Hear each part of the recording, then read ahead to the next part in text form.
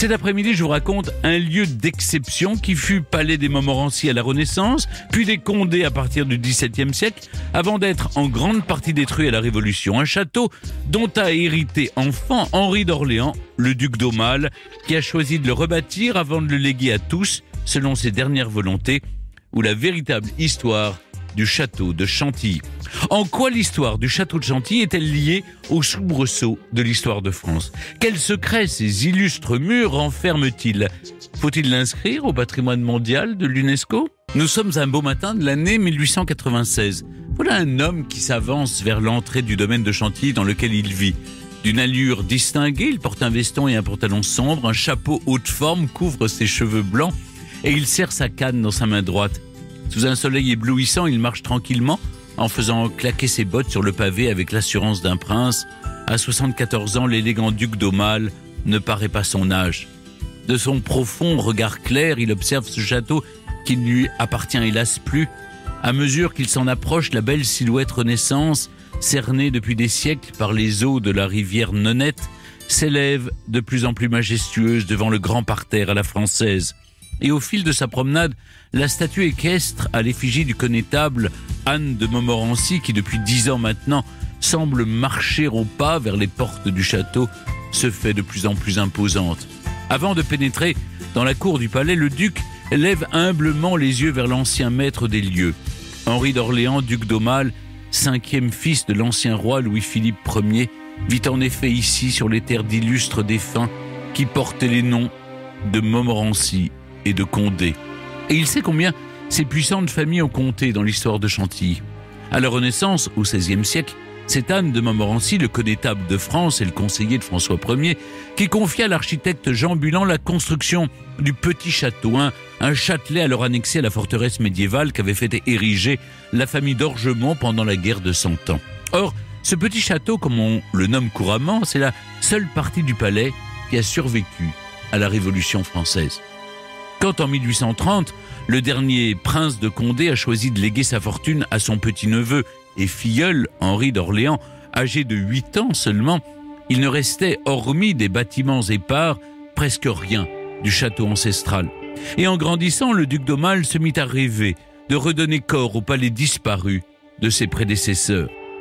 Malgré l'exil de 23 ans auquel le condamna la déchéance de son père, Louis-Philippe, en 1848, il n'abandonna jamais son projet de reconstruire un jour le palais des Bourbons-Condé. Même lorsqu'une loi de 1852 contraignit tous les membres de la famille d'Orléans à vendre leurs biens en France, le duc d'Aumale, trop attaché à ces murs dont il avait hérité enfant, s'arrangea pour vendre fictivement Chantilly à des banquiers anglais, tandis que l'argent que lui rapportait la vente de ses autres biens lui permettait de réunir une riche collection d'œuvres d'art qu'il avait l'intention de rapporter en France. Depuis, le duc d'Aumale a vu son rêve devenir réalité.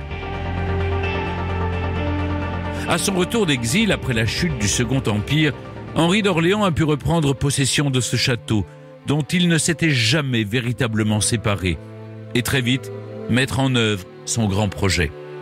Sur les boiseries, les portes, les décors sculptés, les plafonds, partout, les pièces reconstruites du château de Chantilly sont signées des initiales H.O. Henri d'Orléans. Si le duc d'Aumale a ainsi marqué les lieux de son empreinte, il n'oublie pas de rendre hommage à ceux qui l'y ont précédé. À l'étage du petit château Renaissance survit ainsi le souvenir des princes de Condé, la dynastie dont le nom reste inexorablement attaché à Chantilly. En 1633, la plus belle maison de France, comme l'a surnommé Henri IV, avait été confisquée au duc Henri II de Montmorency par le pouvoir royal. Et le petit-fils d'Anne de Montmorency, payant ainsi le prix de sa révolte armée contre le cardinal de Richelieu, décapité à Toulouse. Le domaine de Chantilly avait finalement été rendu à la famille 11 ans plus tard, restitué alors à sa sœur, Charlotte de Montmorency, épouse d'Henri II de Bourbon, prince de Condé.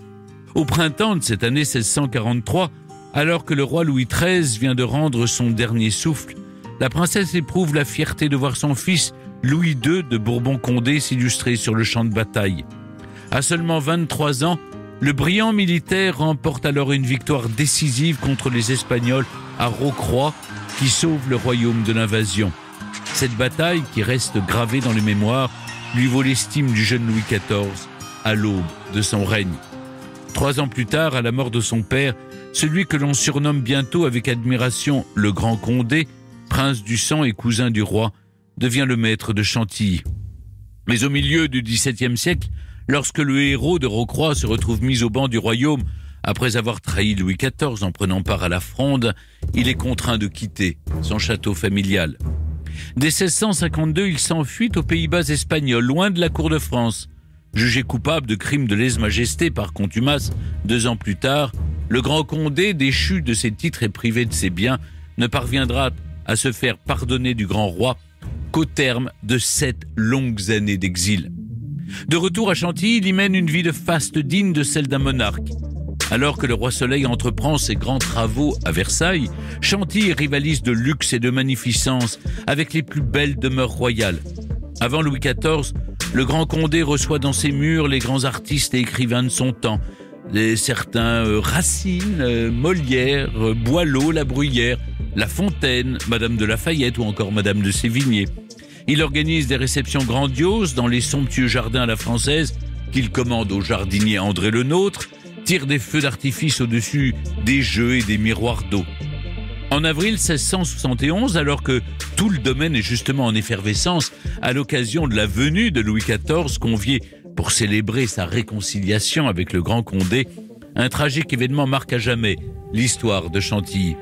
Le maître d'hôtel Vatel, qui a déjà vu la viande manquer au cours d'un précédent souper, s'affole lorsque le poisson prévu au matin du 24 tarde à arriver. Désespérant d'être à la hauteur de la tâche et voulant fuir le déshonneur, il préfère mourir. Il se transperce alors le cœur avec son épée, scellant au passage le mythe de la perfection à la française. Au temps du Grand Condé, Chantilly tutoyait ainsi des sommets de raffinement dont il ne reste que peu de traces 200 ans plus tard. Les murs du grand château sont tombés et la plupart des aménagements paysagers dans le parc ont également été détruits à la Révolution. À l'intérieur, c'est bien au Grand Condé que l'on doit les tableaux de la Galerie des Batailles, peints en mémoire de ses exploits militaires, mais la plupart des pièces qui ont survécu jusqu'au XIXe siècle sont en fait l'œuvre de l'un de ses descendants. Louis-Henri de Bourbon, 7e prince de Condé, contribua profondément à embellir le palais au XVIIIe siècle. Lui qui fut un temps Premier ministre du roi Louis XV, agrandit et transforme alors la forteresse médiévale en un monument plus moderne. Il remet aussi au goût du jour les intérieurs en faisant notamment aménager les 2 singeries toujours visibles dans le château. Ces pièces, très à la mode au XVIIIe siècle, dont les décors peints mettent en scène des aristocrates à l'apparence simiesque, livrés à leurs passe-temps habituels, témoignent du goût prononcé pour l'Asie, dont se prend la noblesse de l'époque. Dans les appartements d'apparat qui subsistent dans l'aile la plus ancienne du château de Chantilly, que le duc d'Aumale a pris soin de remeubler lui-même dans le style 18e, certains décors muraux sont d'époque. Les boiseries blanches et or de la chambre du 7e prince de Condé ont été réalisées vers 1720 sous la direction de l'architecte Jean Aubert, tout comme celles de son grand cabinet, de la grande singerie de la Galerie des Batailles et de l'ancien cabinet de physique. Chantilly se laissait alors gagner par l'esprit scientifique et la douceur de vivre du XVIIIe siècle. Le château et ses jardins n'ont eu de cesse de se déployer et de se magnifier ainsi au fil des modes et des années. À l'époque des Lumières, les Condé possédaient un cabinet d'histoire naturelle et une ménagerie désormais disparue. Dans les dernières décennies de l'Ancien Régime, plusieurs constructions vinrent encore agrémenter le domaine de Chantilly. Passionné de chasse à courre, le 7e prince de Condé fit bâtir les grandes écuries entre 1719 et 1735. Puis son fils, Louis-Joseph de Bourbon, avant-dernier prince de Condé, fit aménager le charmant hameau qui allait inspirer plus tard celui de Marie-Antoinette à Versailles. Mais en 1799, je vous le disais, tout s'arrête. À la Révolution, les Condé émigrent hors des frontières du royaume, le domaine de Chantilly est bientôt vendu, le grand château est rasé et ses pierres réutilisées. Vous connaissez la suite. Lorsque le dernier membre de la dynastie disparaît en 1830, la maison de Condé s'éteint. Son fils et héritier, le duc d'Enghien, soupçonné d'avoir comploté contre Bonaparte, est en effet mort, fusillé, en 1804, dans les fossés de Vincennes. Et le domaine de Chantilly revient alors au chanceux duc d'Aumale, encore enfant. Bien des années plus tard, nous le retrouvons au rez-de-chaussée de son château-là, dans ses appartements privés qu'il avait inaugurés en 1847, après son mariage avec sa cousine Marie-Caroline de Bourbon-Sicile. Le duc d'Aumale porte le deuil de ses proches, dont aucun ne lui a survécu. Les appartements de son épouse, morte à 47 ans, alors qu'ils étaient en exil en Angleterre, demeurent comme figés au temps désormais lointain de la monarchie de Juillet. L'élégante chambre bleue est comme un petit sanctuaire à sa mémoire. Et dans le salon rond de la duchesse, Henri d'Orléans a fait recouvrir les murs et le mobilier de tissu violet, couleur du deuil. Dans ses propres appartements adjacents, des portraits et photographies de famille ornent tous les coins de la chambre qu'il nomme son mémorial à ses chers disparus. C'est vrai que depuis longtemps déjà, le vieux duc d'Aumale est bien seul. Son épouse a quitté ce monde et ses enfants aussi. Ses deux seuls fils qui n'étaient pas morts en bas âge sont décédés à seulement 21 et 18 ans. Louis d'Orléans en 1866 et François d'Orléans, son frère cadet, en 1872. Quand il a dû s'exiler en 1848 à seulement 26 ans, le duc d'Aumale n'a pas seulement quitté Chantilly, mais toute une vie laissée derrière lui.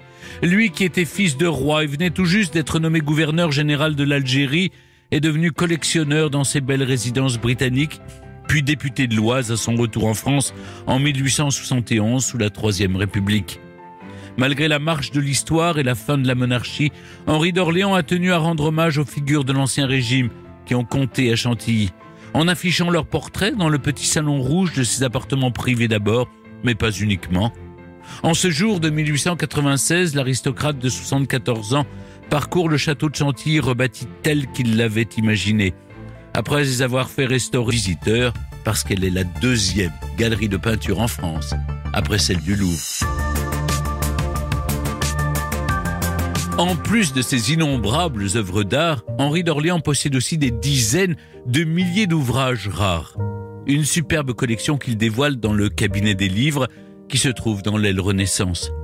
Cette magnifique bibliothèque du 19e siècle compte plus de 19 000 volumes anciens, dont environ 200 manuscrits enluminés du Moyen-Âge. Le plus précieux entre tous est peut-être le célèbre manuscrit des très riches Heures du duc de Berry, un livre de prières datant du 15e siècle, acquis par le duc d'Aumale en 1856. En regroupant minutieusement tous ces trésors pendant ces longues années d'exil, le duc avait d'abord l'intention de les rassembler afin de les protéger.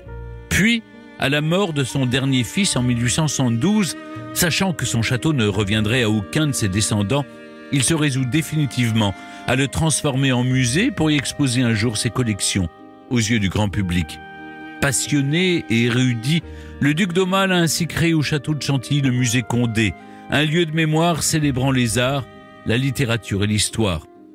Témoin des révolutions et des changements de régime qui n'ont eu de cesse de secouer la France du 19e siècle, Henri d'Orléans craignait en effet profondément de voir de nouveau ses œuvres dispersées. Il en avait si peur que lorsqu'il a cru venir son heure, en 1884, il a pris soin de rédiger des consignes très claires à ce sujet dans son testament.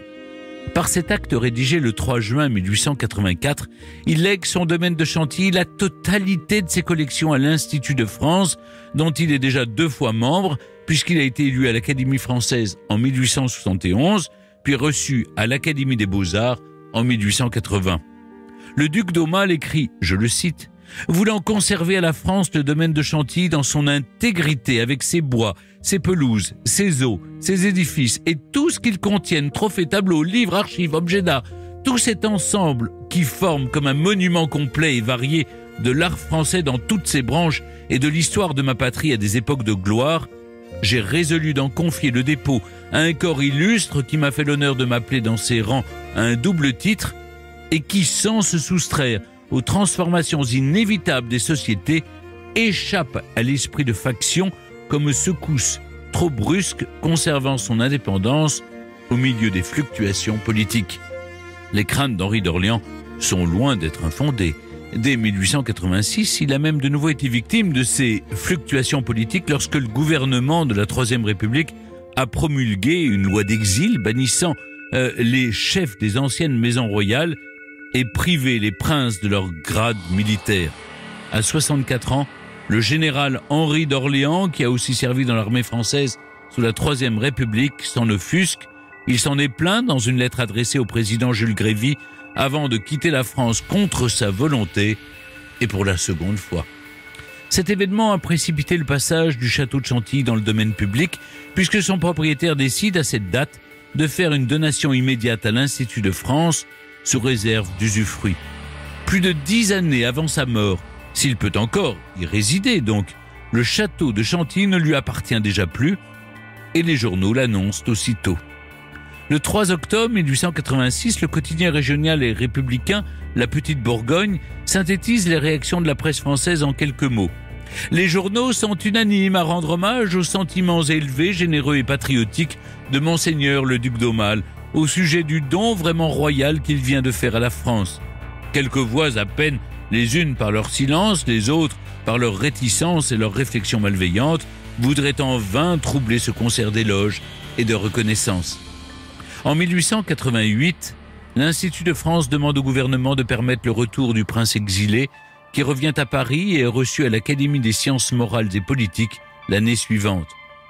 Même éloigné de Chantilly, le duc d'Aumale poursuit à distance les travaux d'aménagement du logis du Grand Château.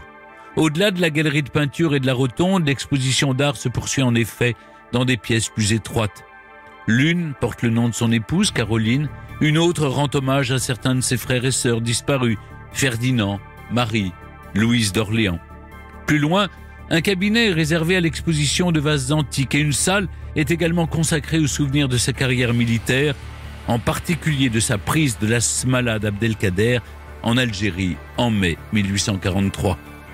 Mais l'une des pièces les plus étonnantes du musée Condé est la galerie de Psyché, un corridor étroit dont les vitraux proviennent du château d'Écouen, dans le Val d'Oise. Ces 44 vitraux qui ont été réalisés au XVIe siècle pour le connétable Anne de Montmorency sont un autre hommage à l'ancien propriétaire de Chantilly. Le duc d'Aumale, lui, en est le dernier. Depuis l'onirique galerie de Psyché, le vieil homme regagne maintenant le vestibule d'honneur de son palais. De retour dans la cour du château de Chantilly, il marque une pause et se retourne vers les façades claires du monument pour admirer son œuvre achevée. Marchant d'un pas tranquille comme il était arrivé, Henri d'Orléans se dirige maintenant vers les grilles de l'entrée que l'on referme derrière lui. À la fin de sa vie, le duc d'Aumale partage ainsi son existence entre le château de Chantilly, un appartement parisien et ses demeures italiennes. C'est d'ailleurs dans sa résidence du Succo, en Sicile, que le dernier prince du château de Chantilly meurt d'une crise cardiaque, le 7 mai 1897. Dans les journaux de l'époque, le prince de 75 ans n'aurait pas supporté la nouvelle du décès de sa nièce, la duchesse d'Alençon, victime du terrible incendie du bazar de la Charité à Paris, le 4 mai 1897. C'est une figure du temps passé qui disparaît, peut-on lire dans les colonnes du quotidien républicain, le 19e siècle, le 9 mai. De tous les membres de cette famille d'Orléans aujourd'hui émiettés, seul il avait pu conquérir une certaine popularité, juge le journaliste. En exil, ajoute-t-il, le duc d'Aumale fit à l'Académie le don princier du château de Chantilly.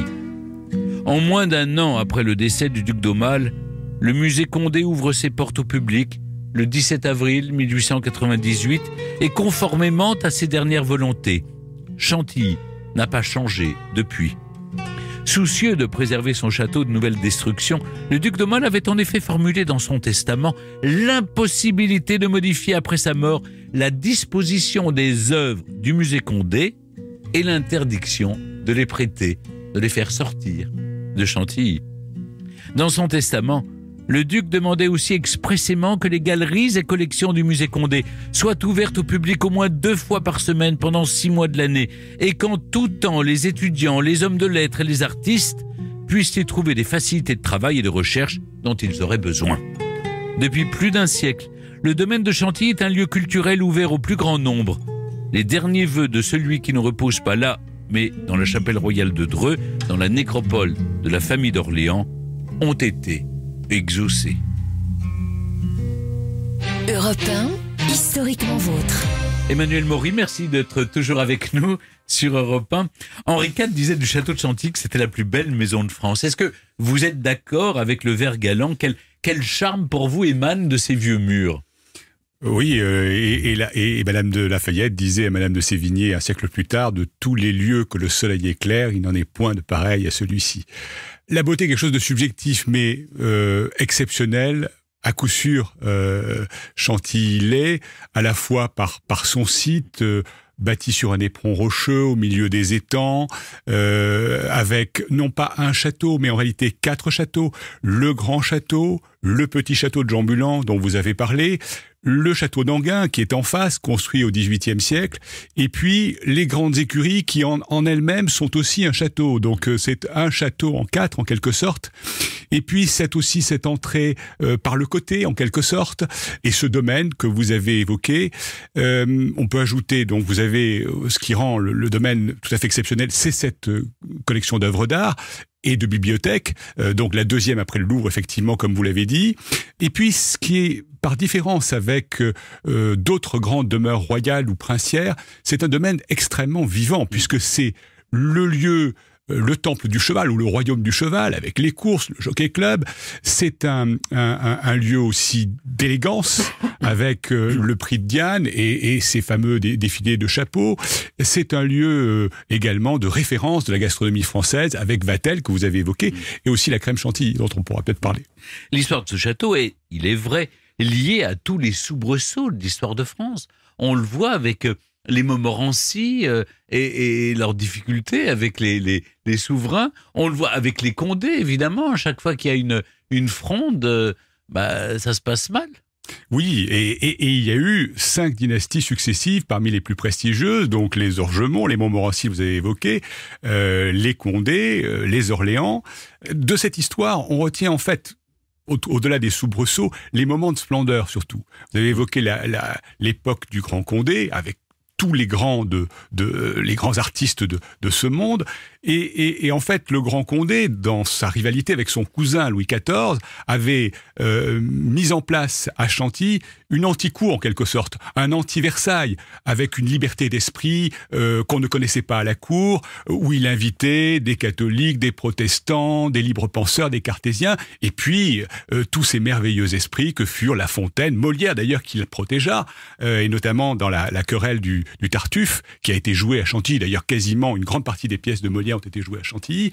Racine, que vous évoquez, Racine a même rédigé, à la demande du fils du Grand Condé, un mémoire dans le cadre de la construction de la ménagerie. Bossuet, La Bruyère, qui a été le précepteur de son petit-fils. Donc, il y a ce moment de gloire. Il y a eu celui aussi du Premier ministre de Louis XV, celui qu'on appelait Monsieur le Duc, le prince Louis-Henri, qui a entre 1723 et 1726, a gouverné la France avec sa maîtresse, la marquise de Prie.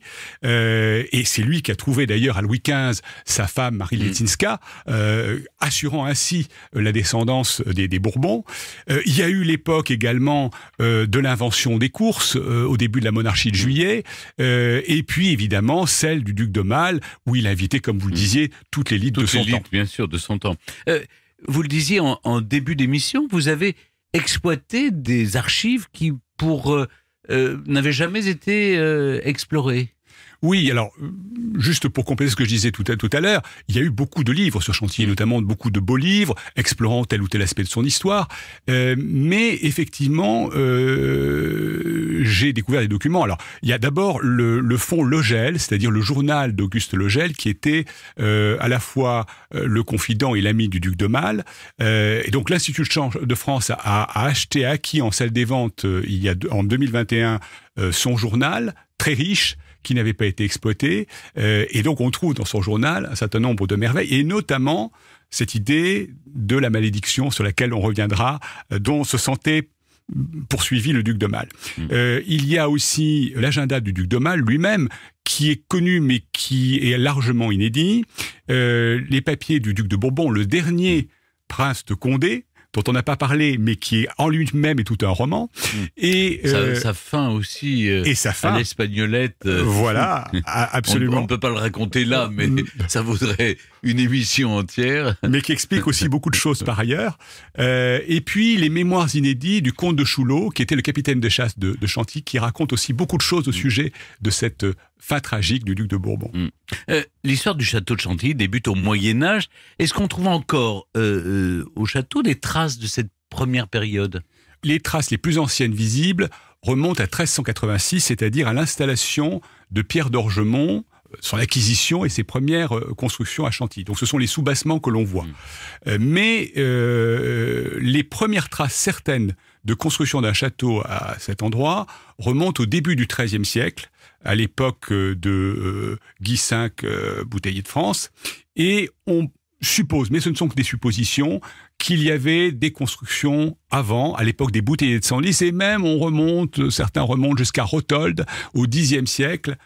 Certains même disent qu'il y avait une construction à l'époque gallo-romaine, Cantilus, évoqué par Tite-Live, un scribe, au 1er siècle avant Jésus-Christ. Mais alors là, aucune preuve, évidemment. Le château de Chantilly a connu une succession de grands maîtres.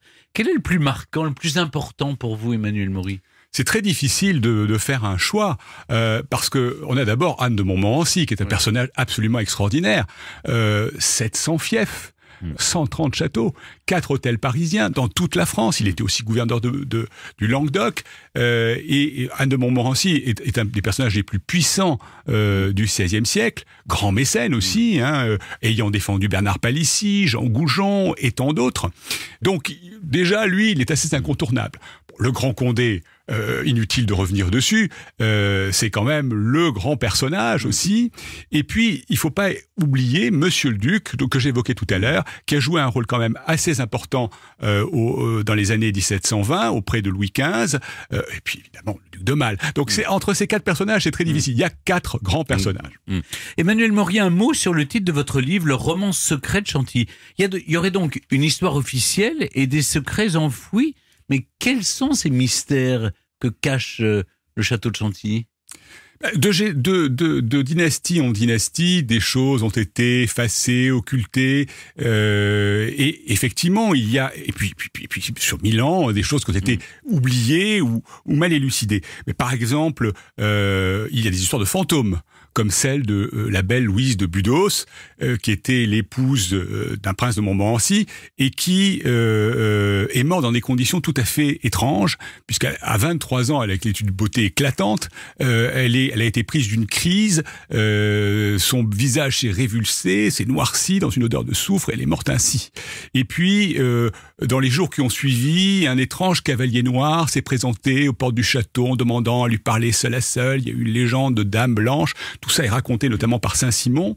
Et puis, on raconte qu'elle venait hanter les murs du château, notamment à la veille de la mort des principaux seigneurs de celui-ci. Donc voilà une histoire. Alors, et en plus, elle était aussi la maîtresse d'Henri IV, comme Gabrielle d'Estrées, qui est d'ailleurs morte dans des conditions tout à fait étranges. Alors, et Charlotte de Montmorency, qui a failli provoquer une guerre. Oui. Et voilà, Ravaillac est arrivé à ce moment-là. Oui, d'ailleurs, Henri IV, qui était absolument fou de Charlotte de Montmorency, a failli provoquer cette guerre avec les Pays-Bas espagnols, avec l'archiduc Albert. Et on pense aujourd'hui qu'il y a eu une collusion entre un commando dirigé par l'archiduc Albert et Ravaillac. Donc en quelque sorte, Charlotte de Montmorency est indirectement peut-être la cause de l'assassinat d'Henri IV. Votre livre s'ouvre sur un questionnement qui sera son fil rouge. Une malédiction aurait-elle frappé les maîtres successifs du château de Chantilly ? Une question qu'Henri d'Orléans, le duc d'Aumale, le dernier propriétaire, s'est sérieusement posée. Oui. C'est quoi cette malédiction ? Quand vous avez eu 7 enfants perdus en bas âge ou très jeunes, une femme également perdue jeune, une vie émaillée de malheur, d'exil aussi. Et d'exil. On peut se poser des questions déjà. Mais surtout, le duc d'Aumale savait dans quelles conditions il avait acquis Chantilly. Il l'avait acquis à la suite d'un testament qui a été véritablement arraché au duc de Bourbon, le dernier prince de Condé. C'est lui qui est mort, suspendu, qu'on a retrouvé suspendu mort à l'Espagnolette de son château de Saint-Leu. Et arraché dans des conditions, puisque en fait ce duc de Bourbon voulait tester en faveur de la famille légitimiste. Donc sa maîtresse, avec l'aide de Talleyrand, et de Louis-Philippe, dans le cadre d'un pacte diabolique que je raconte, ont trouvé un moyen de faire pression sur le duc de Bourbon pour qu'il lègue son patrimoine au fils qui était son neveu, quand même. Qui était son neveu et son filleul. Et son filleul. Et son filleul. C'était tout à fait normal. Oui, mais c'était pas son souhait. Oui. C'était pas son souhait d'origine. Donc ils ont quand même fait largement pression pour cela. Et ça, tout cela, le duc d'Aumale le savait bien. Même s'il avait d'excellents... il a connu son parrain jeune et que les rapports étaient très bons. Mais il le savait. Et surtout, ce qu'il savait, c'est les conditions tout à fait troubles dans lesquelles son parrain est mort et qui lui a permis d'hériter du château. C'est-à-dire dans des conditions mal élucidées, effectivement, pendu. On a pensé d'abord, dans un premier temps, à un suicide. En réalité, ça ne peut pas être un suicide. On a évoqué un jeu sexuel très tard, mais probablement un assassinat. Et bon, j'apporte des éléments nouveaux dans le livre. J'avais déjà vu ce point dans un précédent ouvrage, Le Dernier des Condés, qui permettent de mieux comprendre en fait ce secret et qui explique que le duc d'Aumale ait eu ce sentiment de malédiction. D'ailleurs, son ami et confident Auguste Legel, dont je parlais tout à l'heure, dans son journal, explique à la mort du dernier fils du duc d'Aumale, ils rentrent ensemble à Chantilly et il dit « Ce lieu me paraît comme maudit et le duc d'Aumale rentre avec moi dans ses tristes pensées. » Donc, mais il y a d'autres témoignages. Et donc, c'est probablement pour ça que le duc d'Aumale aussi a voulu préserver Chantilly. Est-ce que c'est la seule raison pour laquelle il a choisi de léguer le château de Chantilly à l'Institut de France? Parce que vous, Emmanuel Maury, vous avez cherché à expliquer cette décision. Vous êtes arrivé à quelle conclusion? Il y a un ensemble de facteurs. Le premier, c'est d'essayer de préserver Chantilly des aléas politiques et de l'histoire. Avec toutes ses collections, il faut le rappeler. Voilà, un monument entier.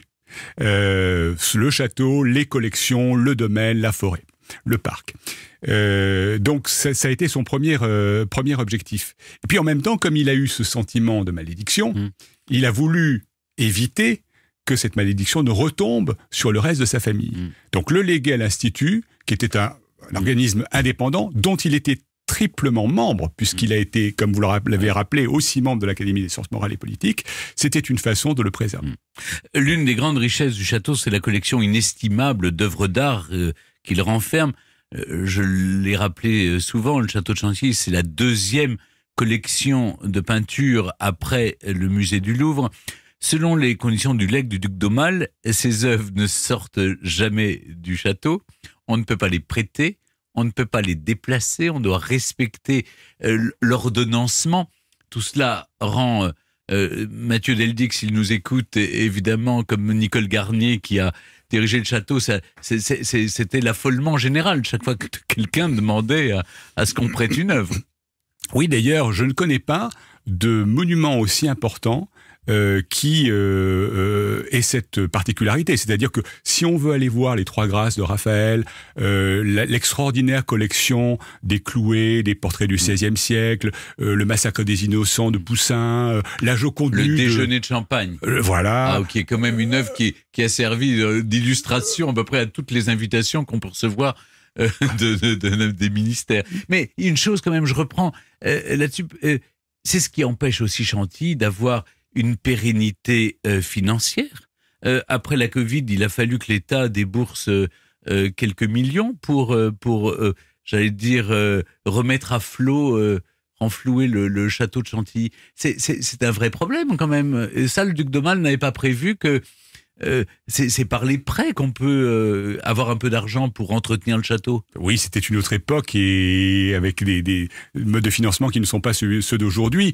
Mais c'est la contrepartie, effectivement, de ce lieu exceptionnel où pour voir un certain nombre de chefs-d'œuvre absolus, on est obligé de se déplacer et de les voir sur place.